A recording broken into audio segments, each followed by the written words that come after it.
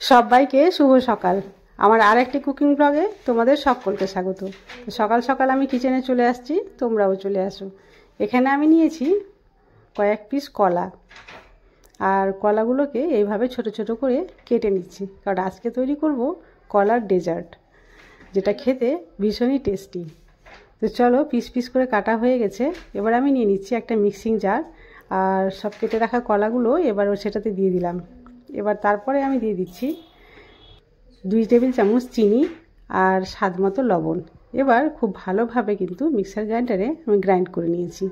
আর এই যে দেখো, পেস্টটা কত সুন্দর হয়েছে। এখানে আমি কোনো জল ব্যবহার করিনি। চলো, এটা সাইডে সরিয়ে রাখছি। আর একটা প্যান নিয়ে নিয়েছি, এটা প্যানে আমি দিয়ে দিচ্ছি বাটার। তোমরা এখানে বাটারের পরিবর্তে সাদা তেল বা ঘিও ইউজ করতে পারো। এবার গ্যাসের ফ্লেম অন করে আমি এই প্যানটা বসিয়ে দিচ্ছি। বাটারটা যখন সম্পূর্ণ গলে যাবে তখন আমি এখানে অ্যাড করে দেবো সেই গ্রাইন্ড করে রাখা কলা।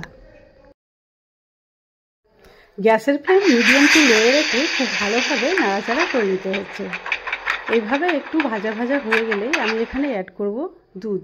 তবে এখানে আমি গুঁড়ো দুধ এইভাবে কিন্তু জল দিয়ে গুলে দিয়েছি, আর যেটার ঘনত্ব খুবই গাঢ়। তোমরা এখানে কনডেন্স মিল্কও ইউজ করতে পারো। আর দেখতে পাচ্ছ কতটা পাতলা হয়ে গেছে। এবার নাড়তে নাড়তে কিন্তু এক পর্যায়ে আরও সম্পূর্ণভাবে ঘন হয়ে যাবে। এই যে দেখো, কড়াই থেকে ছেড়ে আসছে। যেহেতু বাটার দেওয়া রয়েছে তাই কড়াই থেকে ছেড়ে এক জায়গায় গুটিয়ে চলে আসছে।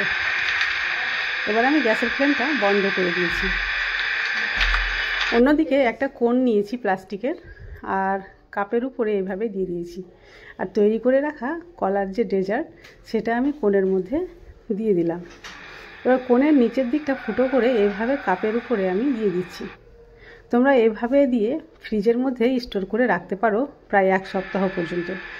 আর পাউরুটির সঙ্গে বা টোস্টের সঙ্গে তোমরা এটা খেতে পারো, ভীষণই টেস্টি লাগে।